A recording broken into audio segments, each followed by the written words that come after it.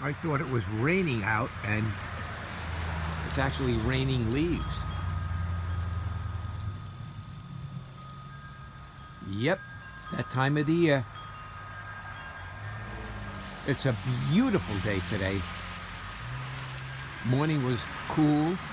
This afternoon's going to get up high 70s, maybe even 80 today. That's great weather. But the trees know they're starting to get ready. They're shedding their leaves.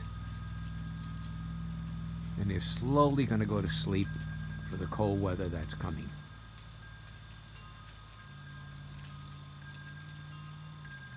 Everyone, have a great day and a great weekend. If you're not doing anything, come on up to the beautiful Sullivan County Catskill Mountains.